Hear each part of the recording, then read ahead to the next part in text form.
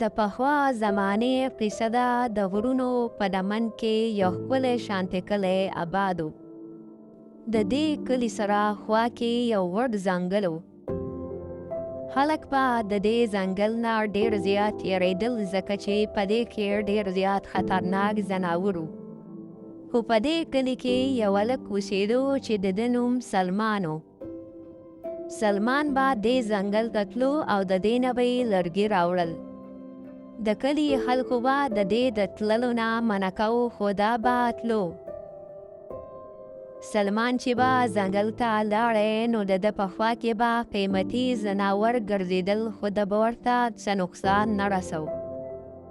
سلمان چې به ځنګل کې و نو له ده خواته به ځنګلي ځناور راتل ځکه چې ده به وله اکثر خوراک کړو. دا سلمان چې به په ځنګل کې و نو د ده زړه ته به سکون میلاوېدو او ډېر زیات ټیم به یې په ځنګل کې تېراوه. دغه شان وخت ډېر په خوشحالۍ تېرېدو. یوه ورځ دا سلمان ځنګل طرف ته رواني. دا چې څنګه ځنګل ته ورسي نو دا یو خطرناک اواز واوري. دا سلمان ډېر زیات ویریږي خو بیا هم د اواز طرف ته روان شي.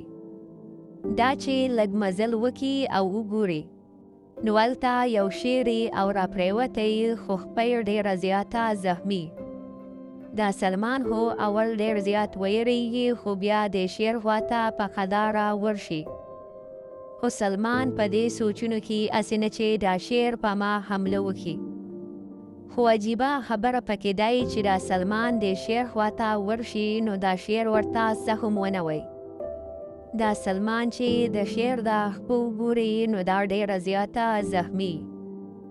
دا سلمان چې څنګه د شیر د خپې له لاس ووړي نو دا شیر یو تیز اواز وکړي. دا سلمان بیا د خپل کمیس نه لږه غونټې ټوټه کټ کړي او د شیر لپې پټۍ وکړي. د لږ ساعت نه پس دا شیر ودرېږي او دا د سلمان طرف ته وګوري او بیا ځنګل طرف ته روان شي. دا سلمان چې دا هر څه ویني نو دا ډېر زیات خوشحاله شي. دغه شان بیا سلمان لرګي وهي او خپل کور ته لاړ شي. دغه شان بیا دا ورځ تېره شي. په سباله چې دا سلمان ځنګل طرف ته رواني نو دا شیر د ده مخې ته اچانک راودانګي. دا سلمان ډېر زیات ویریږي خو دا شیر ورته څه هم ونه وایي او په ده پسې شاته رواني. دغه شان د دې ملګرتیا جوړه شي. دا سلمان هره ورځ د ځنګل ته راځي. سلمان لرګي وایي او دا خپل کور ته وړي. خو دا سلمان اوس په دې ځنګل کې نه یریږي ځکه چې دا به مخکې د دې شیر نه یریدو. دغه شان وخت تېرېدو سلمان به په خوشحالۍ دې ځنګل ته راتلو او لرګي به یې وړل. سلمان خواله به نور د ځنګل خطرناک ځناور نشو راتلی ځکه چې سلمان سره به په دې ځنګل کې شیر ګرځېدو او د شیر نه به ټول د ځنګل ځناور یریدل.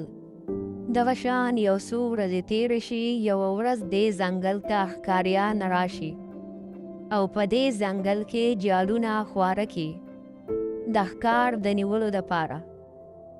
د لږ ساعت نه پس دا شیر په دې یو جال کې ګیر شي. دا شیر بیا اوازونه شروع کړي. دا سلمان چې د شیر دا اوازونه واوري نو دا په منډه منډه د اوازونو طرف ته رواني. په اخره کې دا سلمان د شیر خواته ورسي. دا چې وګوري نو دا شیر په جالونو کې ګیري. دا سلمان زر ورشي او دا جال په تبرګۍ کټ کړي. دا شیر بیا د دې جال نه راخلاص شي. دا شیر یو تیز اواز وکړي. دا ښکاریان چې وګوري چې شیر راخلاص دی نو ټول منډه کړي او ټول ښکاریان واپس لاړ شي او د دې دواړو ملګرتیا نوره هم سیوا شي. او سلمان به د دې نه وروسته په دې ځنګل کې د لرې لرې پورې ګرځېدو خو چا به ورته څه هم نشو ویلی. په دې ځای کې دا قصه ختمه شي. ملګرو که ویډیو هم خوښه شوې وي ویډیو در سره لایک کړئ او چینل ورسره ضرور سبسکرایب کړئ. او که څوک همداسې 3D کارټون انیمیشن ویډیو جوړول غواړئ نو زموږ سره په دې نمبر واتساپ کې رابطه وکړئ.